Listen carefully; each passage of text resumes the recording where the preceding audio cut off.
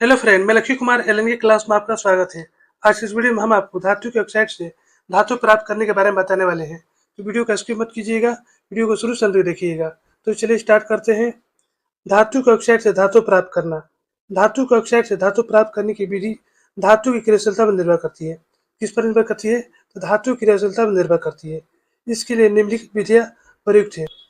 अब पहला देखिए, ऊष्मा द्वारा अवकरण। जो धातु की क्रियाशीलता श्रेणी में नीचे है, अर्थात जिनकी क्रियाशीलता कम होती है, उनके ऑक्साइड सिर्फ गर्म कर देने पर ही धातु में परिवर्तित हो जाती है। अब यहाँ आप देखिए क्या है, ये मरकरी सल्फाइड है, ये क्या है, ऑक्सीजन है। जब मरकरी सल्फाइड को ऑक्सीजन की उपस्थिति में जब गर्म करते हैं तो क्या होता है, मरकरी ऑक्साइड प्राप्त होता है। ठीक है। अब यहाँ आप देखिए, ये क्या है, मरकरी ऑक्साइड है। जब इसको हम गर्म करते हैं तो क्या होता है, मरकरी प्राप्त होता है। ठीक है। अब यहाँ पर दूसरा देखिए, रासायनिक अवकरण। इस विधि में कार्बन या एल्युमिनियम के चूर्ण को अवकारक के रूप में प्रयोग किया जाता है। कार्बन द्वारा अवकरण। क्रियाशीलता श्रेणी में जो धातुएं मध्य में होती है, उनके ऑक्साइड को सिर्फ गर्म करके धातु में परिवर्तित किया जाता है। सिर्फ गर्म करके उसको क्या कहता है, धातु में परिवर्तित किया जा सकता है। उसके लिए किसी अवकारक की आवश्यकता होती है। किसकी आवश्यकता होती है? अवकारक की आवश्यकता होती है। इसमें धातु के ऑक्साइड को कोक या कोयले के साथ मिलाकर वायु की सीमित उपस्थिति में एक भट्टी में गर्म किया जाता है। कैसे किया जाता है? तो धातु के ऑक्साइड को कोक या कोयले के साथ मिलाकर वायु की सीमित उपस्थिति में एक भट्टी में गर्म किया जाता है। इस सब क्रिया का फलस्वरूप कार्बन मोनोऑक्साइड गैस बनती है। क्या बनती है? तो कार्बन मोनोऑक्साइड गैस बनती है, जो धातु के ऑक्साइड को अवकृत कर देती है। ये क्या करती है? धातु के ऑक्साइड को धातु में अवकृत कर देती है। कोक या कोयला स्वयं भी धातु के ऑक्साइड को धातु में अवकृत कर देते हैं। इस प्रक्रिया को प्रगलन कहते हैं। क्या कहते हैं?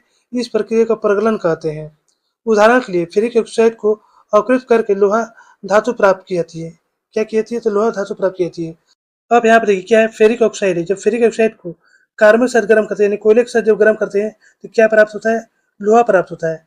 अब यहाँ पर देखिए क्या है, फेरिक ऑक्साइड है।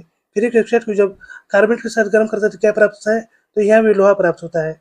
इस विधि से लेड, जस्ता, टीन आदि धातुओं के ऑक्साइड भी धातु में परिवर्तित किए जाते हैं। अब यहाँ देखिए क्या है, जिंक ऑक्साइड है। जब जिंक ऑक्साइड को कार्बन यानी कोयले के साथ जब गर्म करते हैं तो क्या प्राप्त होता है? तो जिंक प्राप्त होता है। अब यहाँ देखिए, ये लेड ऑक्साइड है। जब लेड ऑक्साइड को कोयले के साथ गर्म करते हैं तो क्या प्राप्त होता है? यहाँ भी लेड प्राप्त होता है। ठीक है। एल्यूमीनियम द्वारा अवकरण। कुछ धातु के ऑक्साइड कार्बन द्वारा अवकृत किए जा सकते हैं, क्योंकि कार्बन के साथ उच्च ताप पर यह कार्बाइड बनते हैं। ऐसी स्थिति में अवकरण क्रिया एल्यूमीनियम धातु द्वारा करवाई जाती है। इस प्रक्रिया को एल्यूमीनियम थर्मिक विधि भी कहते हैं। क्या कहते हैं? एल्यूमीनियम थर्मिक विधि भी कहते हैं। विधि, इस विधि में क्रोमियम ऑक्साइड तथा एल्यूमीनियम के चूर्ण के मिश्रण को एक कुर्सी बल में लिया जाता है। किसमें लिया जाता है? एक कुर्सी बल में लिया जाता है। इस मिश्रण के ऊपर मैग्नीशियम के चूर्ण और बेरियम पेरोक्साइड से बने मिश्रण की अल्प मात्रा रख दी जाती है। यह मिश्रण ज्वलन मिश्रण कहलाता है। क्या कहलाता है?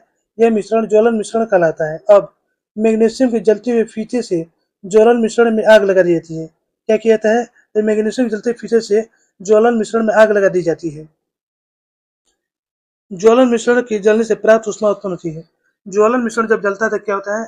पर्याप्त मात्रा में ऊष्मा उत्पन्न होती है, जिससे क्रोमियम ऑक्साइड एल्यूमीनियम के साथ अभिक्रिया कर क्रोमियम धातु में परिवर्तित हो जाता है।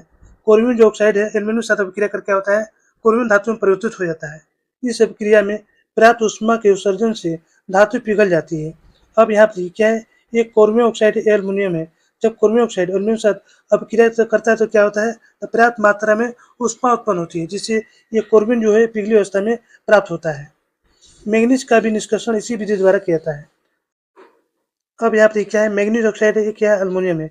जब मैग्नीज ऑक्साइड अल्मोनियम से अभिक्रिया करता है तो क्या होता है? तो ज्यादा मात्रा में ऊष्मा उत्पन्न होती है, जिससे क्या होता है, मैग्नीज जो है पिघली अवस्था में प्राप्त होता है।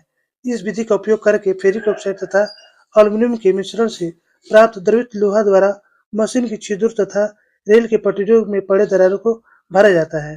तो दोस्तों, यहीं पर हमारा वीडियो समाप्त होता है। यदि हमारी वीडियो आपको अच्छी लगती है तो लाइक सब्सक्राइब जरूर कीजिएगा, बेल आइकन जरूर दबाइएगा, जिससे नई वीडियो का नोटिफिकेशन आपको मिलता रहे। धन्यवाद। अब यहाँ पर चौथा देखिए, विद्युत अपघटन द्वारा अवकरण। जो धातुएं क्रियाशीलता श्रेणी के ऊपरी भाग में है, अर्थात जो अत्यंत क्रियाशील होती है, उन धातुओं का निष्कर्षण ऊपर वर्णित किसी विधि द्वारा नहीं किया जा सकता है। इन धातुओं के दोहरित ऑक्साइड या क्लोराइड का विद्युत अपघटन करके धातुओं को प्राप्त किया जा सकता है। विद्युत अपघटन क्रिया में कैथोड धातु आयनों को इलेक्ट्रॉन प्रदान कर उन्हें धातु में परिवर्तित कर देता है। कैसे करता है? विद्युत अपघटन क्रिया में कैथोड धातु आयनों को इलेक्ट्रॉन प्रदान कर उन्हें धातु में परिवर्तित कर देता है।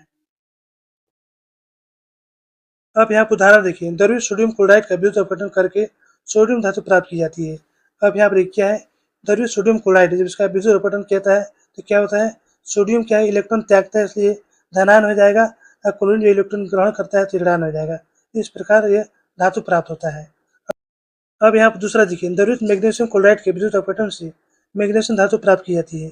ये क्या है, द्रवित मैग्नीशियम क्लोराइड है। जब इसका विद्युत अपघटन किया जाता है तो क्या होता है, मैग्नीशियम प्राप्त होता है। ठीक है, मैग्नीशियम क्या करता है, तो 2 इलेक्ट्रॉनों को ये त्यागता है, इसलिए क्या हो जाएगा, ये धनायन हो जाएगा। ठीक है, 2 इलेक्ट्रॉन त्यागता है। जो क्लोरीन है जिसमें 2 क्लोरीन परमाणु है, तो क्या करेगा, 2 इलेक्ट्रॉनों का ग्रहण करेगा। ठीक है, 2 इलेक्ट्रॉन ग्रहण करेगा। अब यहाँ पर तीसरा देखिए, द्रवित एल्युमिनियम ऑक्साइड का विद्युत अपघटन करके एल्युमिनियम धातु प्राप्त की जाती है। अब यहाँ देखिए, एल्युमिनियम के कितने परमाणु हैं, 2 है। ऑक्सीजन कितने हैं, तो 3 है। तो एल्युमिनियम के बाहरी कक्षक कितने इलेक्ट्रॉन है, तो 3 इलेक्ट्रॉन है। और ऑक्सीजन के बाहरी कक्षक कितने इलेक्ट्रॉन है, तो 6 इलेक्ट्रॉन है। ये क्या करेगा, 2 इलेक्ट्रॉन ग्रहण करेगा और अपना अष्टक पूरा करेगा। अब यहाँ पर देखिए, एल्युमिनियम के कितने परमाणु हैं, तो 2 परमाणु है। ठीक है, तो क्या करेगा, ये 6 इलेक्ट्रॉनों का त्यागेगा। ठीक है, 6 इलेक्ट्रॉन त्याग देगा। ऑक्सीजन के कितने परमाणु है, तो ऑक्सीजन के 3 परमाणु है। ये क्या करेगा, 6 इलेक्ट्रॉन ग्रहण करेगा, 6 इलेक्ट्रॉन ग्रहण करेगा। ठीक है, इस प्रकार यहाँ पर एल्युमिनियम धातु प्राप्त होता है। तो दोस्तों, यहीं पर हमारा वीडियो समाप्त होता है। यदि हमारा वीडियो आपको अच्छी लगती है तो लाइक सब्सक्राइब जरूर कीजिएगा, बेल आइकन जरूर दबाइएगा, जिससे नई वीडियो का नोटिफिकेशन आपको मिलता रहे। धन्यवाद।